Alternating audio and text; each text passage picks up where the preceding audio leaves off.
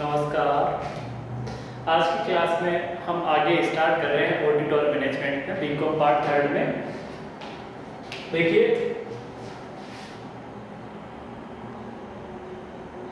EBST paper first auditing and management accounting में अपना एक चैप्टर लीवरेज वाला कंप्लीट हो चुका था। अपन यूनिट नंबर 4, देखिए यूनिट नंबर 4 की बात कर रहे हैं। यूनिट नंबर 4 में अपना एक चैप्टर कंप्लीट हो गया लीवरेज। और आज हम यूनिट नंबर 4 में टॉपिक है अपना, देखिए टॉपिक है अपना थ्योरीज ऑफ कैपिटल स्ट्रक्चर, पूंजी संरचना के सिद्धांत, पूंजी संरचना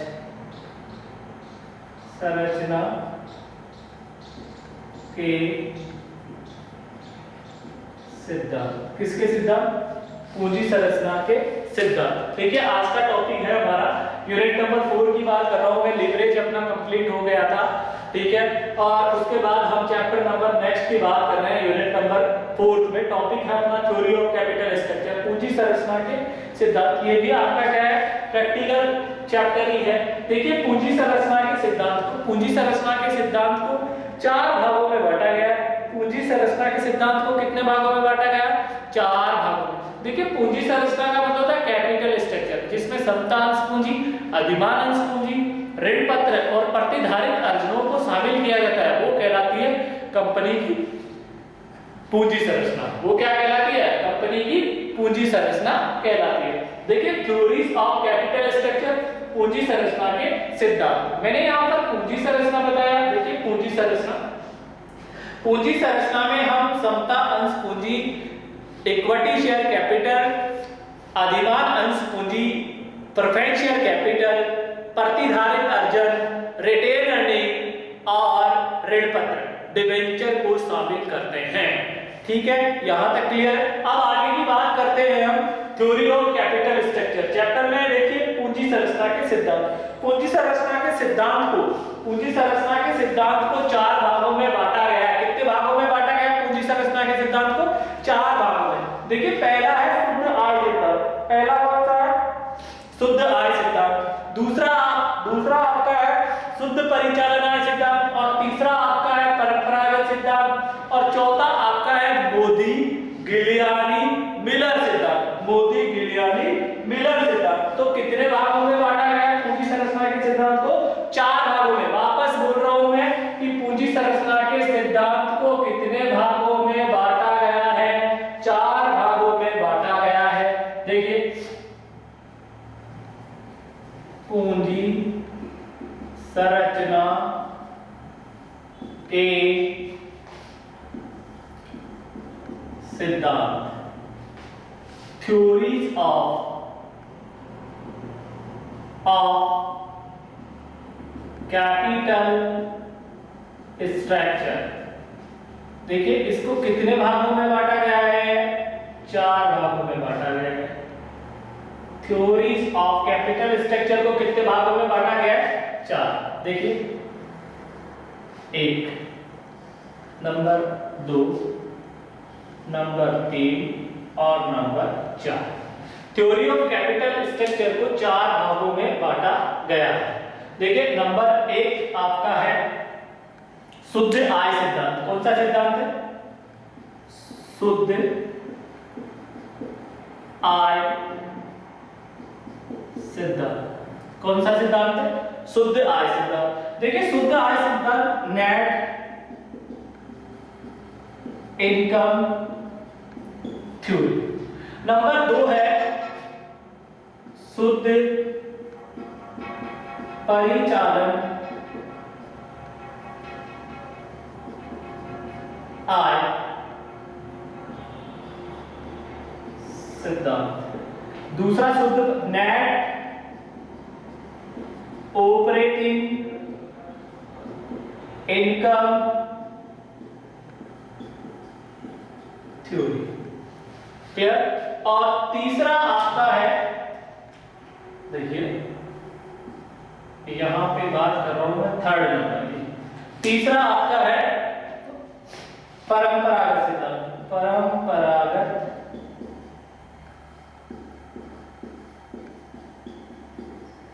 थर्ड नंबर का सिद्धांत कौन सा हो गया? परंपरागत। देखिए फर्स्ट हो गया शुद्ध आय सिद्धांत, नेट इनकम थ्योरी। दूसरा परिचालन आय सिद्धांत, नेट ऑपरेटिंग इनकम थ्योरी। और तीसरा परंपरागत ट्रेडिशनल थ्योरी।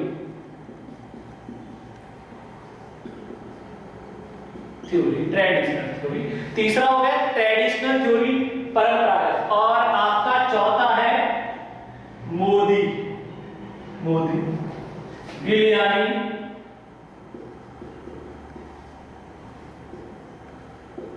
मिलर सिद्धांत।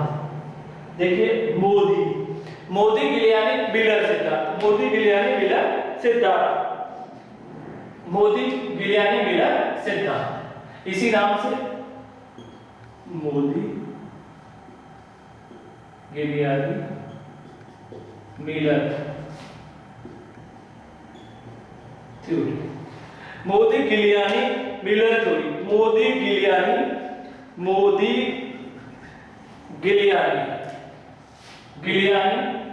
गिलियानी मिलर थ्योरी।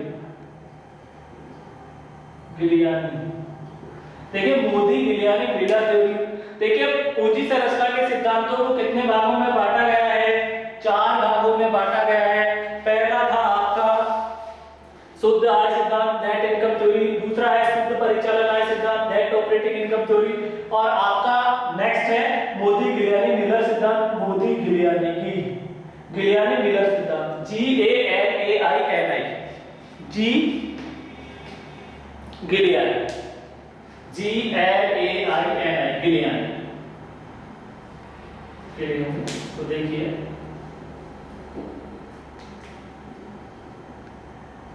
मोदी गिलियानी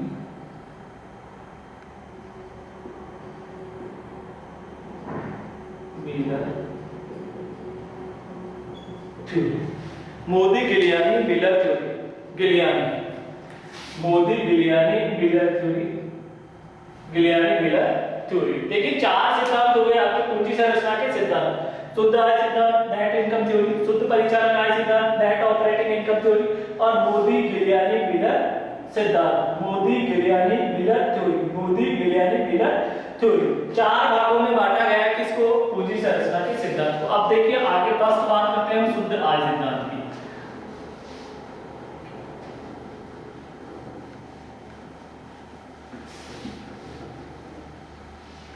देखिए यहां पर बात कर रहा हूं शुद्ध आय सिद्धांत, नेट इनकम थ्योरी, शुद्ध आय सिद्धांत। देखिए इसका प्रतिपादन, शुद्ध आय सिद्धांत का प्रतिपादन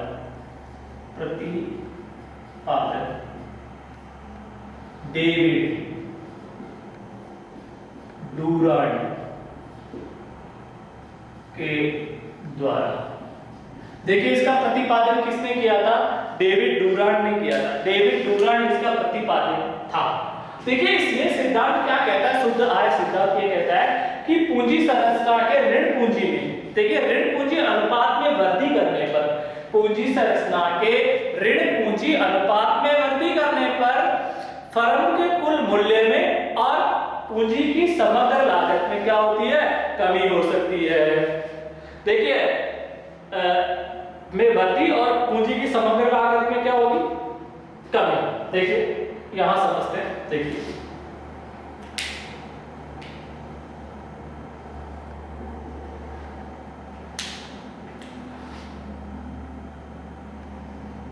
पूंजी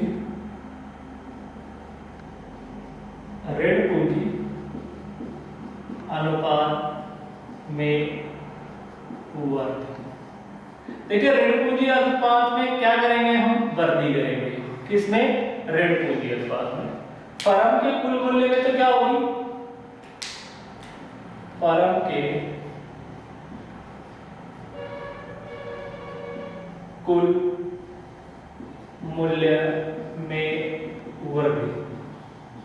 देखिए फर्म के कुल मूल्य में तो क्या होगी, वृद्धि। और पूंजी की समग्र लागत में कमी। देखिए वैल्यू ऑफ फर्म है, जो वैल्यू ऑफ फर्म है वो तो क्या होगी, इंक्रीज होगी, but the value of overall capitalisation rate will be क्या होगी, डिक्रीज, विल बी डिक्रीज। देखिए अगर आप कोई भी कंपनी है, इसकी ऋण पूंजी अनुपात में, हो सकता है आपने ऋण में या उसकी पूंजी संरचना में, देखिए पूंजी संरचना में, पूंजी संरचना में, पूंजी संरचना में, पूंजी कंपनी की पूंजी संरचना में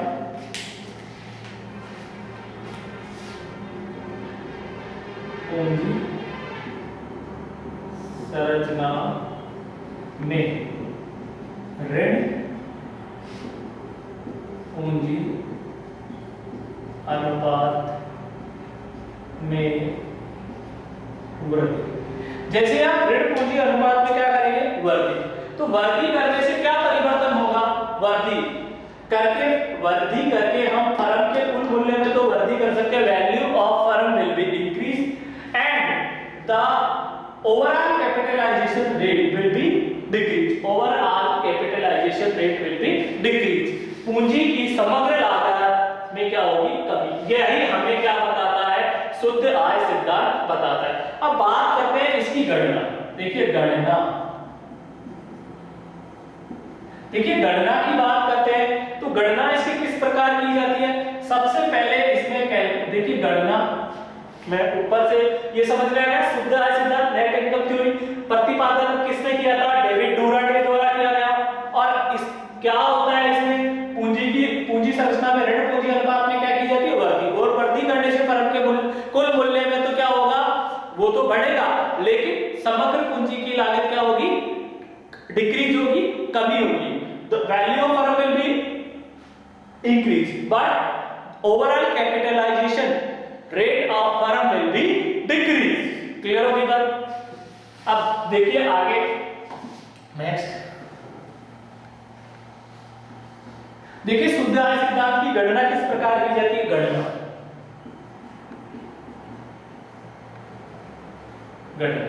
सबसे पहले इसमें कैलकुलेट किया जाता है V बोले तो S प्लस D, ये इसका फॉर्मूला आता है। V बोले तो V equal to value of firm. V बोले तो क्या, value of firm, value of firm. V बोले तो क्या, वैल्यू ऑफ फर्म। S बराबर market value of share, market value of share. देखिए market value of share. D बोले तो मार्केट वैल्यू ऑफ डेब्ट। देखिए मैंने तीनों चीजें आपको क्लियर कर दी है, ठीक है। V बराबर क्या होगा, V बोले तो value of firm, market value of share. V बोले तो market value of firm, market value of firm, market value. V बराबर वैल्यू ऑफ फर्म, S बराबर market value of share, D बराबर मार्केट वैल्यू ऑफ डेब्ट, market value of डेब्ट। ये तो क्या आ गया, V कैलकुलेट करने का फॉर्मूला आ गया। V के बाद देखिए ये तो V बराबर क्या होगा, V equal to S plus D, V equal to S plus D। देखिए उसके बाद हम बात करते हैं इसी में कैलकुलेट किया जाता है आपका S। देखिए ये S ये D परसेंट में दिया हुआ होगा, लेकिन S हमें कैलकुलेट करना पड़ेगा, मार्केट वैल्यू ऑफ शेयर। देखिए S इक्वल टू EBT, और EBT में ऑलरेडी लीवरेज वाले स्टेटमेंट इनकम स्टेटमेंट बनाते हैं उसमें हमने पढ़ लिया ईबीआईटी कैसे निकाला जाता है, और ईबीआईटी का पूरा नाम भी बता दिया मैंने, earning before tax. EBIT upon, देखिए ईबीआईटी अपॉन केई, क्लियर। तो ये एस निकाल के आ जाएगा आपका वी, जब भी आप क्वेश्चन में वी कैलकुलेट करेंगे तो ये क्या आ जाएगा आपका एस, क्लियर। अब बात करते हैं, देखिए EBT equal to earning before tax, earning before tax, earning before tax. और यहां पे देखिए कि बराबर कॉस्ट ऑफ इक्विटी शेयर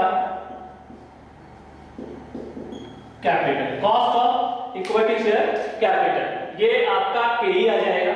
और इसी में एक फिर कैलकुलेशन की जाती है, देखो नंबर एक तो क्या निकालेंगे वी का फॉर्मूला क्या होगा एस प्लस वी बराबर क्या होगा value of firm, value market value of firm भी बोल सकते हैं, एस बराबर मार्केट वैल्यू ऑफ शेयर से, डी बराबर मार्केट वैल्यू ऑफ दैट है। एस कैसे निकालेंगे, ईबीटी में किसका भाग देंगे केई, के ईबीटी बराबर earning before tax, KE equal to cost of equity share capital. उसके बाद इसमें कैलकुलेट की जाती है एक, देखिए केई, केई यहां कैलकुलेट कर रहा हूं मैं केई,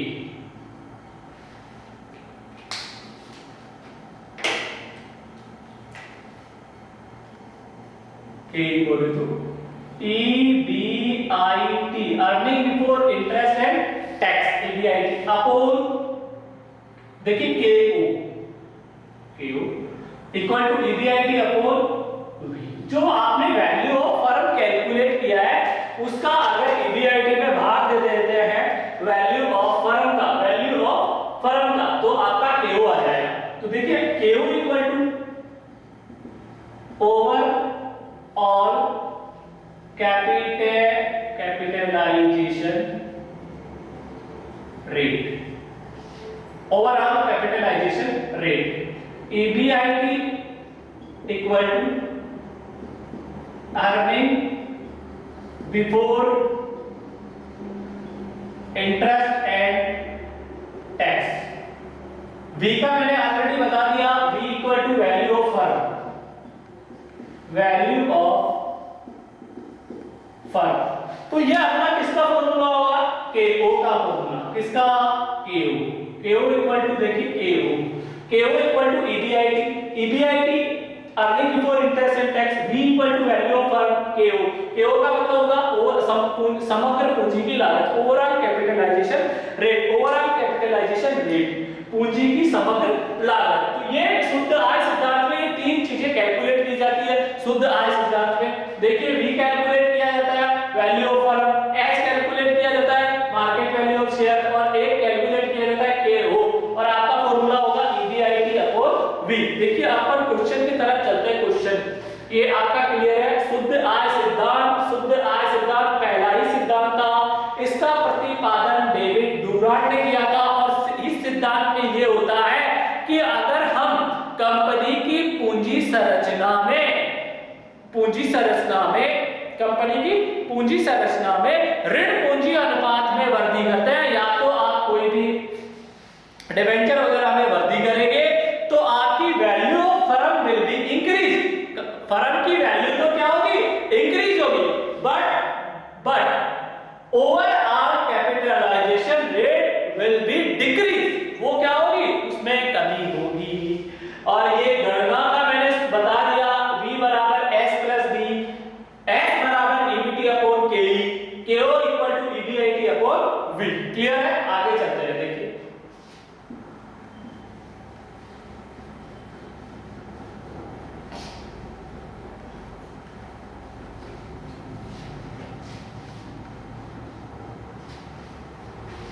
क्वेश्चन नंबर 1 देखिए, क्वेश्चन नंबर 1, क्वेश्चन नंबर 1 देखिए, एक कंपनी की संभावित आय, एक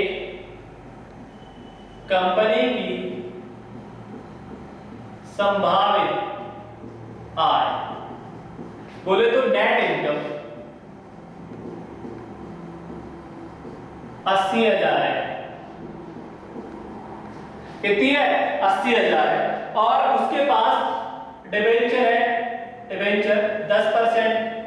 देखिए डिबेंचर है 8% वाले, 8% डिबेंचर कितने के? 2 लाख रुपए के। 8% डिबेंचर है 2 लाख, 2 लाख रुपए के 8% डिबेंचर है। ठीक है। कंपनी की समता पूंजीकरण की दर, समता पूंजीकरण की दर 10% है। समता पूंजीकरण की दर, equity capitalisation rate, equity capitalisation rate 10% है। क्लियर हो गई बात? आयकर की दर है, देखिए आयकर को ध्यान दीजिए। देखिए ये क्वेश्चन है, एक कंपनी की संभावित आय, नेट इनकम 80,000 है, 8% डिबेंचर है, 2 लाख, समता पूंजीकरण की दर 10% है। आपकी एमआर अग्रवाल का क्वेश्चन नंबर फर्स्ट है कि एक कंपनी की संभावित आय, नेट इनकम 80,000 है और इस कंपनी के पास 2 लाख रुपए के 8% ऋण पत्र हैं। क्या है? 2 लाख के 8% ऋण पत्र और कंपनी की समता पूंजीकरण की दर 10% है। तो उन्होंने पूछा कि आयकर को ध्यान में नहीं रखना और कंपनी का कुल मूल्य और समग्र पूंजी की लागत की गणना कीजिए। और मैंने आपको फॉर्मूला लिखा दिया, देखिए इसमें v कैलकुलेट करने के लिए बोला। देखिए इसका सॉल्यूशन मैं यहां से कर रहा हूं, सॉल्यूशन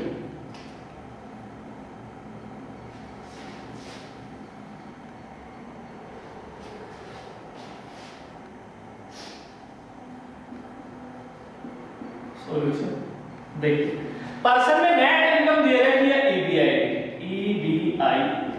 बोले तो 80,000 रुपए ईबीआई है। इसमें से अपन क्या लेस करेंगे? इंटरेस्ट, ब्याज को घटा देंगे। ठीक है। ईबीआई दे रखा है इक्वल टू 80,000। देखिए इंटरेस्ट, और इंटरेस्ट किस पे कैलकुलेट होगा? 2 लाख पे। तो देखिए यहां वर्किंग नोट बता रहा हूं मैं, working note interest equal to 2 lakh into 8/100 equal to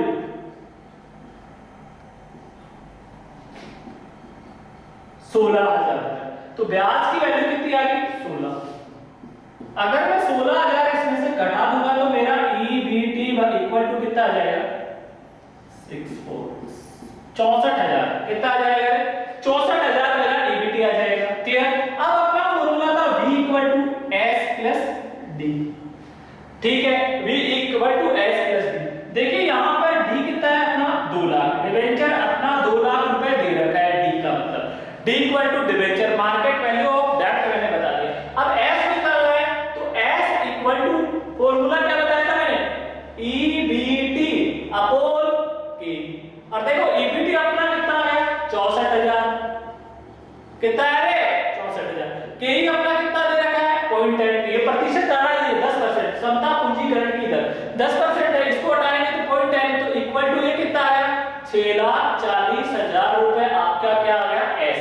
तो देखिए s की वैल्यू यहां पुट कर दीजिए 6,40,000, तो इक्वल टू 8,40,000 आपका answer. Value of firm will B कितना आएगा? 8,40,000 आएगा। Value of firm will B कितना आएगा? 8,40,000। अब बात करते हैं केओ की। केओ देखिए केओ इक्वल टू फॉर्मूला का ईबीआईटी अपॉन वी। तो देखिए v अपना कितना है? 8,40,000 और ईबीआईटी कितना है? 80,000। 80,000 ईबीआईटी दे रखा है। अब 80,000 देखिए ये केओ हमेशा प्रतिशत में ज्ञात किया जाता है, हमेशा प्रतिशत में।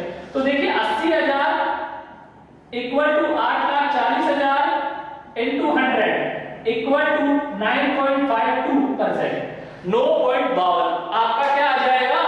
केओ आ जाएगा, पूंजी की समग्र लागत आ जाएगी। ये आपका क्वेश्चन नंबर 1 कंप्लीट है। क्वेश्चन नंबर 1 में आपको क्वेश्चन एमआर अग्रवाल की बुक, उसमें क्वेश्चन नंबर फर्स्ट है, नेट इनकम 80,000 है, डिबेंचर 8% वाले 2 लाख है, इक्विटी कैपिटलाइजेशन रेट 10% है, कैलकुलेट पूछा है कैलकुलेट वी एंड केओ, कैलकुलेट वी एंड केओ, वैल्यू ऑफ फर्म और समग्र पूंजी की लागत की गणना कीजिए। क्लियर हो? तो ये अपना क्वेश्चन यहां पर क्या है, कंप्लीट है। क्लियर है? चले आगे, question number 1 complete. Question number 2 की तरफ चलते हैं। इसमें आपको कोई भी चीज की किसी भी प्रकार की समस्या है तो आप पूछ सकते हैं, जबकि क्लास लीड होगी उसमें आपका जो भी प्रॉब्लम्स है वो आप आसानी से पूछ सकते हैं। क्लियर? आपकी एक दिन आपको दिया जाएगा, आपकी प्रॉब्लम सॉल्व आउट की जाएगी उस दिन, तो आप किसी भी प्रकार की, जैसे लीवरेज में कोई प्रॉब्लम है तो वो पूछ सकते हैं, इस चैप्टर में भी कोई किसी प्रकार की आपको समस्या आती है, वैसे समस्या आएगी नहीं आपको, नीट एंड क्लीन बिल्कुल एकदम अच्छे से आपको बता रहा हूं। क्लियर? देखिए मैंने पहले बात की 4 सिद्धांत होते हैं। 4 सिद्धांत में पहला सिद्धांत क्या था आपका, शुद्ध आय सिद्धांत, दूसरा शुद्ध परिचालन आय, तीसरा परंपरागत सिद्धांत, चौथा बोधिगिलियानी मिलर सिद्धांत, 4। उसमें पहला सिद्धांत की बात आई शुद्ध आय सिद्धांत, और शुद्ध आय सिद्धांत में मैंने गणना के फॉर्मूले लिखा दिए। 3 फॉर्मूले होते हैं। सबसे पहला होता है वैल्यू ऑफ फर्म, V बराबर S प्लस D। उसके बाद मैंने बताया S कैसे निकाला जाता है, EBT अपॉन K। उसके बाद KO कैसे निकाला जाता है, KO का मतलब होता है EBIT अपॉन V। तो उससे अपना क्या कैलकुलेट होगा, KO कैलकुलेट होगा। आगे देखिए नेक्स्ट क्वेश्चन नंबर 2।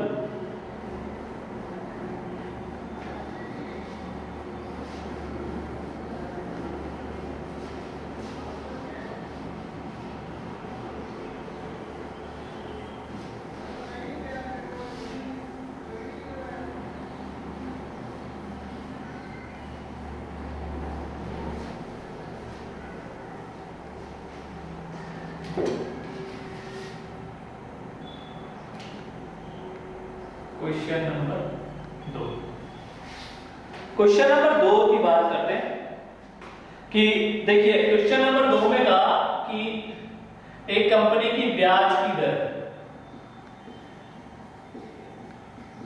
10% है, क्लियर है, और फर्म है, और ए बी और सी, 3 फर्म है ए बी सी, और इन्होंने दे रखा है एक तो EBIT दे रखा है 2 लाख 3 लाख 5 लाख, 2 लाख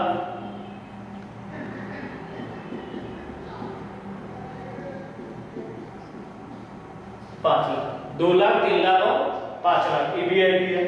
फिर है इंटरेस्ट, और इंटरेस्ट दे रखा है आपका 20,000 60 2 लाख, 20,000 60,000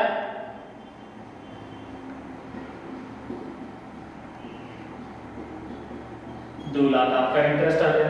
इंटरेस्ट के बाद आपको के दे रखा है, के क्वेश्चन फ्रेम कर रहा हूं मैं, के इक्वल टू 12%, 16% और 15%। देखिए 3 फर्म है ए बी और सी। ये क्वेश्चन है अपना क्वेश्चन नंबर 2। ब्याज की दर 10% दे रखी है, फर्म ए में EBIT आपको परसेंट में दिया हुआ है 2 लाख, बी फर्म का 3 लाख है, सी का 5 लाख है, इंटरेस्ट दे रखा है 20,000 40,000 2 लाख, और के दे रखी है 12 16 और 15%। अब देखिए आपको इसका सॉल्यूशन करना है। यहां पे सॉल्यूशन पूछा है, कैलकुलेट वैल्यू ऑफ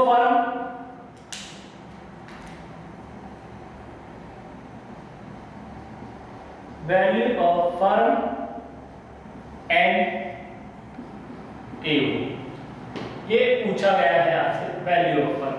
देखिए सॉल्यूशन करेंगे इसका सॉल्यूशन, देखिए सॉल्यूशन करेंगे तो देखिए सबसे पहले मैं यहां लिखता हूं EBIT, और EBIT अपना दिया हुआ है, फर्म ए की बात कर रहा हूं, फर्म ए का EBIT कितना है 2 लाख रुपए दे रखा है। क्लियर? इसमें से क्या घटाएंगे, लेस इंटरेस्ट घटा देंगे, और इंटरेस्ट आपका कितना दे रखा है, दिया हुआ है कितना 20,000, तो आपका EBT बराबर कितना आ गया, EBT इक्वल टू 1,80,000 आ गया। EBT इक्वल टू कितना आ गया? 1,80,000। अब देखिए अपना V equal to S plus D, D दे रही रखा S, D भी आपको नहीं दिया, S भी आपको नहीं दिया। तो देखिए S equal to EBT upon K। तो देखिए EBT आपका कितना आया? 1,80,000। 1,80,000 में 0.12 का डिवाइड करेंगे, तो देखिए 1,80,000 में 0.12 का डिवाइड करेंगे तो आपका कितना आ जाएगा? 15 लाख आ जाएगा क्या? देखिए 1,80,000 में आप डिवाइड करेंगे, 1,80,000 divide by 0.12 equal to 15 lakh. देखिए आपका ये कितना आया? 15 लाख। S इक्वल टू कितना आया? 15 लाख। देखिए मैं S की वैल्यू यहां पुट कर देता हूं 15 लाख। अब D आपको पर्सन में दिया हुआ नहीं है, लेकिन देखिए D इक्वल टू आपका इंटरेस्ट कितना था? 20,000, और 20,000 ब्याज कितने प्रतिशत था? 10, तो divide by 10 into 100 equal to कितना आ जाएगा? 2 लाख। देखिए आपने कोई ऐसा आपका ऋण पत्र था और ऋण पत्र की दर यहाँ पे ब्याज पर ऋण पत्रों पर ब्याज की दर 10% दे रखी थी, लेकिन ब्याज कैलकुलेट करके कितना दे दिया? 20,000। तो 10%, 10 को बटे में लिख दीजिए, इनटू 100 कर दीजिए, तो आपका ये 2 लाख रुपए क्या आ गया? डिबेंचर आ गया। तो 2 लाख का आप 10% निकालिए, देख लीजिए कितना आ जाएगा? 20,000 आ जाएगा। क्लियर है? तो इक्वल टू देखिए ये कितना आ गया? 2 लाख। तो आप यहाँ 2 लाख वैल्यू पुट करोगे तो V इक्वल टू कितना आ जाएगा भाई? 17 लाख आ जाएगा। कितना आ जाएगा? 17 लाख। ठीक है, उसके बाद देखिए ये हो गया। फिर है KO equal to EBIT upon V, और EBIT आपका पर्सन में कितना दे रखा है? 2 लाख रुपए EBIT दे रखा है, इक्वल टू 17 लाख। तो देखिए 2 lakh equal to 17 lakh divide by 2 lakh divide by 17 lakh into 100, क्योंकि KO हमेशा किसमें कैलकुलेट किया जाता है? प्रतिशत में कैलकुलेट किया जाता है। तो इक्वल टू देखिए 12.38%। 2 लाख में 17 का डिवाइड कर लीजिए, 2 lakh divide by 17, 2 lakh divide by 17 lakh into 100, 11.76 आएगा। कितना आएगा? 11.76% आएगा। क्लियर है? तो ये आपका क्वेश्चन नंबर 2 भी हो गया है। क्वेश्चन नंबर 2 भी कंप्लीट है। ABSP paper first audit and management accounting में यूनिट नंबर 4 चल रही है। बार-बार कह रहा हूं मैं, यूनिट नंबर 4 चल रही है। यूनिट नंबर 4 का एक चैप्टर लिवरेज मैंने करा दिया। लिवरेज के बाद अपना नेक्स्ट चैप्टर स्टार्ट होता है थ्योरी ऑफ कैपिटल स्ट्रक्चर, पूंजी संरचना के सिद्धांत। पूंजी संरचना के सिद्धांत मैंने बता दिया 4 भागों में बांटा गया। एक सिद्धांत हमारा कंप्लीट हो चुका है, शुद्ध आय सिद्धांत। उसकी गणना के 3 फॉर्मूले थे। सबसे पहले V निकाला जाता है, V equal to S plus D, V equal to S plus D। S बोले तो market value of share, D बोले तो मार्केट वैल्यू ऑफ डेट या डिबेंचर। उसके बाद S कैसे निकालते हैं? EBIT अपॉन KE, और KE equal to cost of equity share capital, समता पूंजी की लागत, और KO समता पूंजी की समग्र लागत। देखिए KO overall capitalisation rate, EBIT upon V। तो ये शुद्ध आय सिद्धांत में गणना के कितने सूत्र थे? 3 सूत्र थे, और तीनों मैंने यहां पर अच्छे से बता दिए। आगे बात करते हैं नेक्स्ट।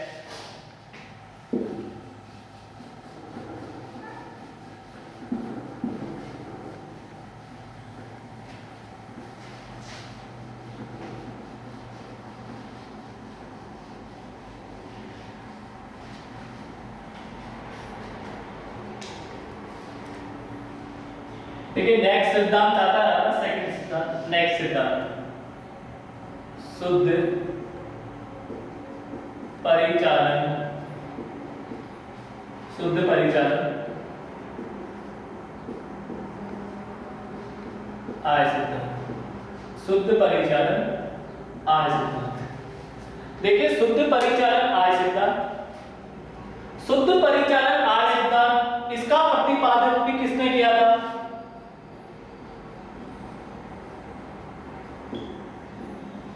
डेविड डुरांट ने किया था। किसने किया था? डेविड डुरांट। और शुद्ध आय सिद्धांत, net operating income theory, net operating income theory. देखिए इसका प्रतिपादन किसने किया था? डेविड डुरांट। और इसमें देखिए गणना के क्या फॉर्मूले हैं? गणना कैलकुलेशन, क्या क्या कैलकुलेट किया जाता है? V equal to EBIT upon KO। देखिए V value of depth,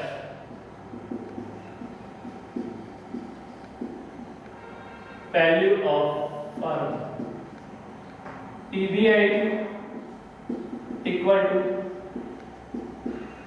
earning before interest and tax, interest and tax, KO equal to overall cost of capitalisation.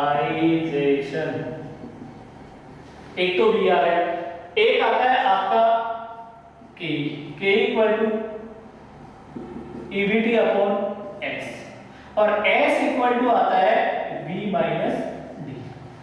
क्या करेंगे? V minus D. तो देखिए इसमें कितने फॉर्मूले हो गए? 3 फॉर्मूले हो गए। एक तो आपका क्या आ गया? V equal to EBIT upon KO। दूसरा आ गया KE की भी मैंने फुल फॉर्म बता दिया है, और KE equal to EBT upon S। और एक तीसरा फॉर्मूला कैलकुलेट होगा अगर आपको क्या निकालना हो? S निकालना हो। तो S कैसे निकालेंगे? V में से क्या कर देंगे? D घटा देंगे। तो क्या आ जाएगा? V में से D घटाएंगे तो क्या आएगा भाई? S आ जाएगा V में से। तो शुद्ध परिचालन आय सिद्धांत में भी 3 चीजें कैलकुलेट की जाती है, 3 चीजें कैलकुलेट की जाती है। एक तो आपका क्या होगा? V equal to EBIT upon KO, एक V equal to value of firm, EBIT equal to earning before interest and tax, KO equal to overall cost of capitalisation rate, KE बराबर EBT अपॉन S, और S बराबर V minus D। तो ये आपका शुद्ध परिचालन आय सिद्धांत के नोट्स आपके अच्छे से प्रिपेयर हो गए, अच्छे से तैयार हो गए। आप इनको तैयार करें, फिर अपन क्वेश्चन नंबर 3 और 4 करेंगे। क्लियर होगी बात? अब आगे बढ़ते हैं। देखिए नेक्स्ट फॉर्मूला,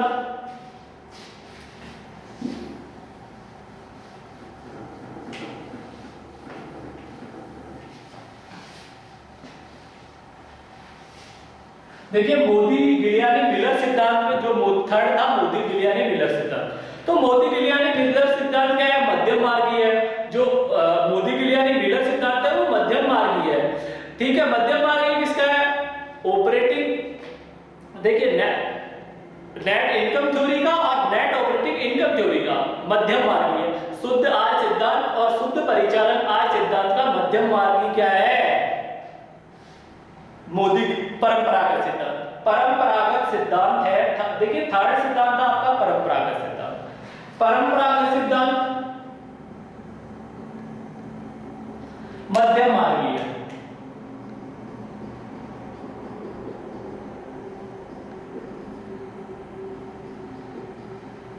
मध्यम मार्गी NI एंड मध्यम मार्गी NI एंड OI। शुद्ध आय सिद्धांत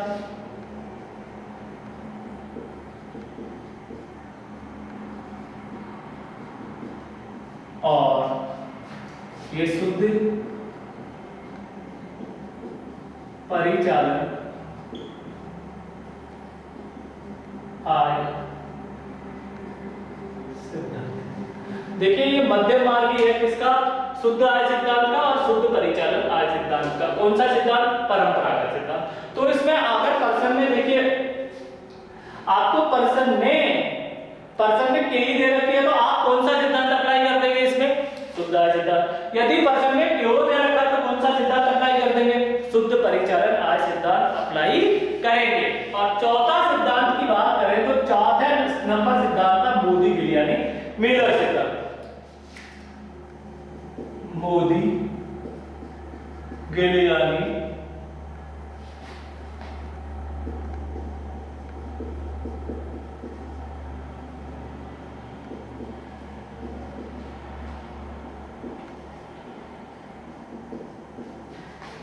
मोदी गिलियानी सिद्धांत। देखिए चौथे सिद्धांत है मोदी गिलियानी मिलर सिद्धांत। इस सिद्धांत की बात करें तो इसमें गणना की जाती है। देखिए गणना की जाएगी, एक तो VU बोले तो EBIT 1 - P बटा E। VU equal to value of unlevered firm, value of unlevered firm. EBIT equal to value of unlevered firm, value of. देखिए फिर एक कैलकुलेट किया जाता है V1 equal to VU plus DP। देखिए V1 का मतलब होगा वैल्यू ऑफ लिवरेड फर्म और D इक्वल टू डेट और T equal to tax rate.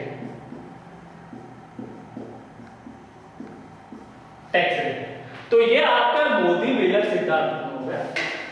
Modi Miller सिद्धांत कभी कभार इजी चीज ज्यादा एग्जाम में पूछ ली जाती है कि क्वेश्चन बच्चे क्या करते हैं, इन चीजों को थोड़ा हल्का लेते हैं कि यार ये तो छोटा सा है, आधा पेज में आंसर आएगा तो इसको एग्जामिनर नहीं पूछेगा। लेकिन कभी कभार एग्जामिनर ये है आजमाने के लिए कि विद्यार्थी कितनी तैयारी करके आया है, कितनी तैयारी करके आया है, तो कभी कभार ऐसे क्वेश्चन भी पूछ लिए जाते हैं। इस सिद्धांत से भी क्वेश्चन पुट अप कर लिया जाता है एग्जाम में। फिर बच्चे क्या करते हैं, जब उनको फॉर्मूले वगैरह याद नहीं है तो कहां से हल कर लेंगे। तो कहने का मतलब मोदी गिलियानी मिलर सिद्धांत में VU equal to EBIT 1 - T और बटा K और VU equal to value of unlevered firm V1 equal to VU plus DT। V1 का मतलब value of levered firm, D equal to debt debenture, T equal to tax rate. Clear हो गई बात क्या होता है।